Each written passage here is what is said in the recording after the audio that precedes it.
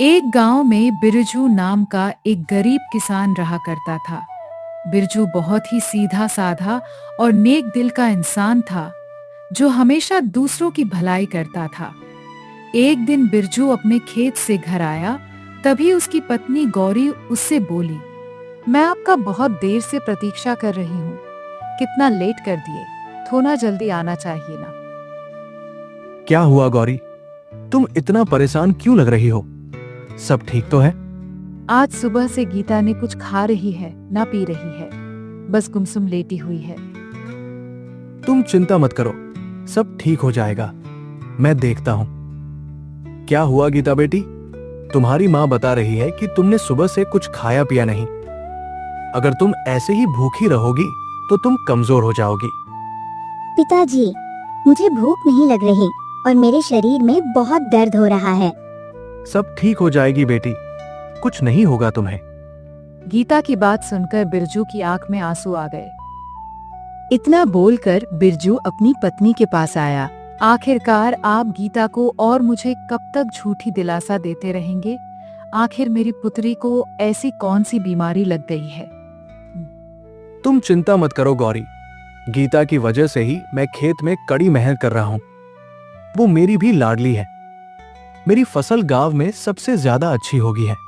कल फसल की कटाई है। कल मैं फसल को अच्छे दामों में बेच कर आऊंगा और इसके बाद हम अपनी पुत्री गीता का किसी अच्छे वैद्य के पास ले जाएंगे। कुछ भी करके हमारी बेटी को ठीक कराओ, मुझे उसकी हालत देखी नहीं जा रही है। गौरी, मैं हमेशा लोगों की भलाई के बारे में सोचता आ रहा हूं और बचपन से मैंने एक ही बात सीखी है, कर भला तो हो भला। मैंने किसी का बुरा नहीं किया तो विश्वास करो, मेरे साथ भी बुरा नहीं होगा। इतना बोलकर बिरजू घर से बाहर चला गया। कुछ देर तक बिरजू गहरी सोच में गुमसुम चलता हुआ एक झोपड़ी के पास गया। उस झोपड़ी के बाहर एक व्यक्ति बैठा हुआ था, जो एक ज्ञानी वैद्य है। वैद्य बिरजू की ओर देखकर बोला, क्या हुआ बिरजू? तुम्हारे चेहरे पर चिंता की लकीरें क्यों झलक रही हैं? मेरी पुत्री की तबीयत बहुत खराब है। सुबह से कुछ नहीं खाई और आज मेरी पत्नी भी मुझसे पूछ रही थी कि आखिर गीता को ऐसी कौन सी बीमारी लग गई है जो वो ठीक होने का नाम ही नहीं ले रही। इतना बोलकर बिरजू फूट फूट कर रोने लगा। बिरजू को रोते देख वैद्य बोला, बिरजू बेटा, रोने से बीमारी दूर नहीं होगी, उसका हल निकालना होगा। देखो, मैंने तुमसे पहले ही कहा था कि तुम्हारी पुत्री को एक विचित्र बीमारी है और उसका इलाज संभव नहीं है। तुम उसका किसी दूसरे वैद्य से इलाज करवा के देखो, शायद वो ठीक हो जाए। मेरा एक बात मानोगे तो ढोलकपुर गांव में एक बहुत बड़ा वैद्य रहते हैं, जो कि मेरे गुरुजी भी हैं। तुम्हें जाकर उनसे मिलना चाहिए, परंतु वहां जाने से पहले तुम्हें कुछ रुपयों का इंतजाम करके जाना होगा।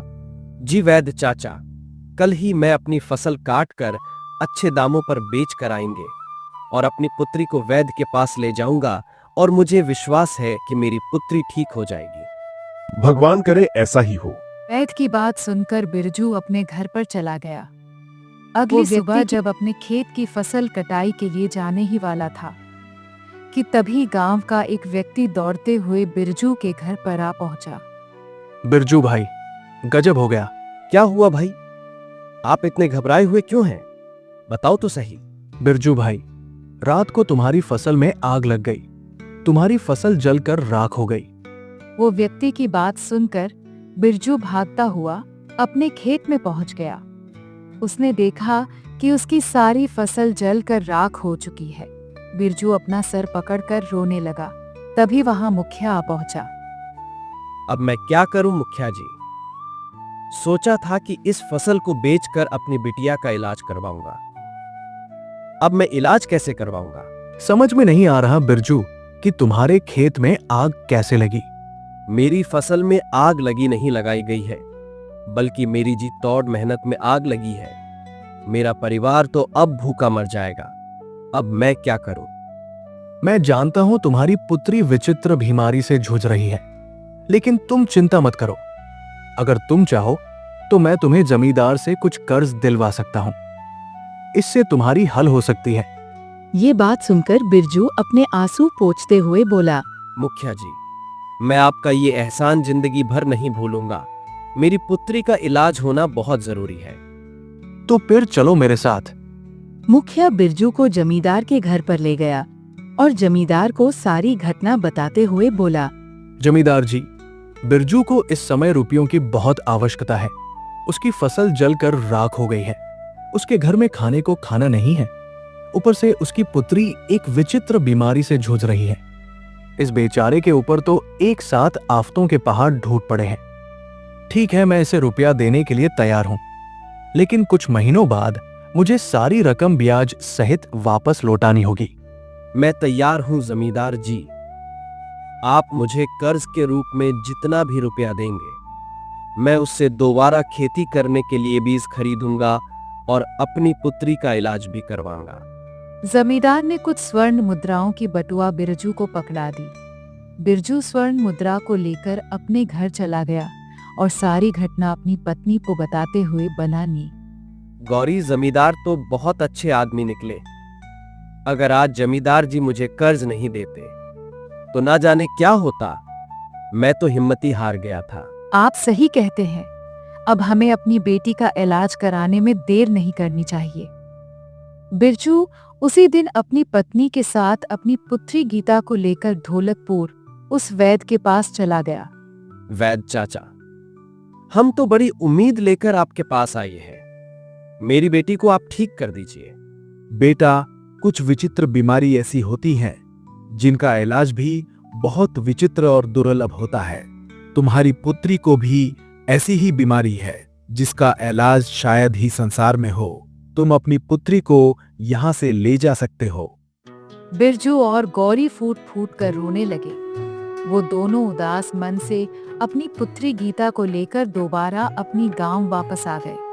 अगले दिन बिरजू कुछ बीज खरीदकर अपने खेत में बोने गया ही था कि तभी जमींदार अपने साथी को लेकर आ पहुंचा और बिरजू की ओर देखकर बोला, रुको बिरजू, तुम अब खेती नहीं कर सकते हो।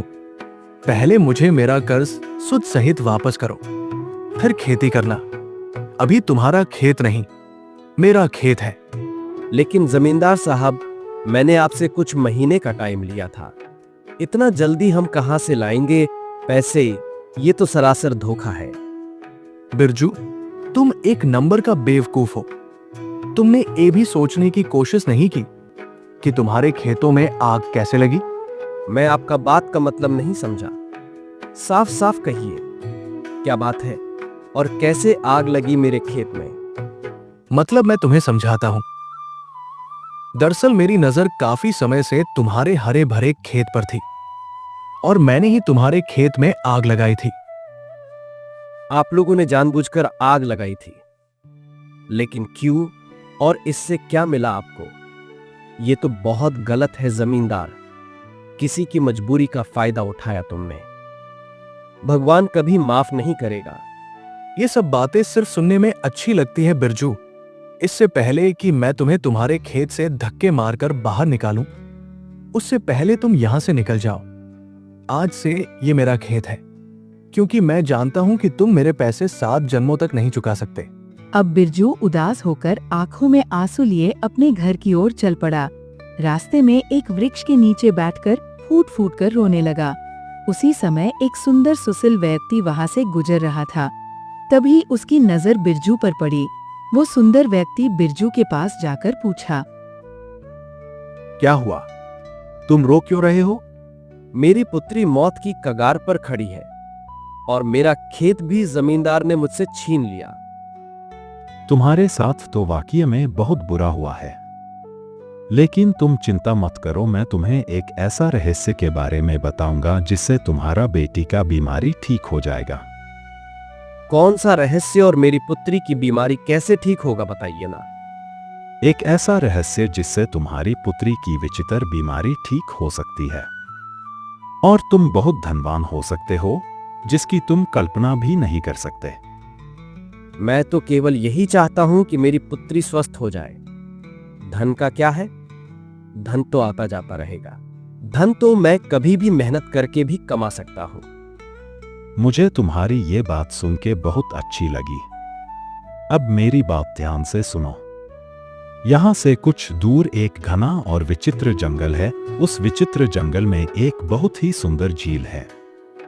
उस झील के किनारे एक विचित्र जादुई फूल है। वो फूल केवल वही प्राप्त कर सकता है जिसका मन शुद्ध और साफ हो और जिसके मन में दूसरों के प्रति प्रेम और दया की भावना हो। जैसे ही तुम उस फूल को अपनी पुत्री के शरीर से स्पर्श करोगे, तुम्हारी पुत्री सही हो जाएगी। और हाँ, याद रहे, उस जंगल में जाते वक्त बहुत सारा बाधा आएंगे।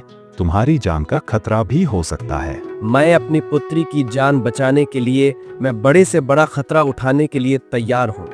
मैं वहां से फूल जरूर ले आएंगे। तो फिर देर मत करो, यहाँ से बाईं और दिशा में चले जाओ। इतना बोलकर वो व्यक्ति अचानक से गायब हो गया। इधर बिरजू अपनी दिशा की ओर चल दिया। बिरजू चलते चलते थक गया और हार कर एक वृक्ष के नीचे कुछ देर आराम करने के लिए बैठ गया। कुछ देर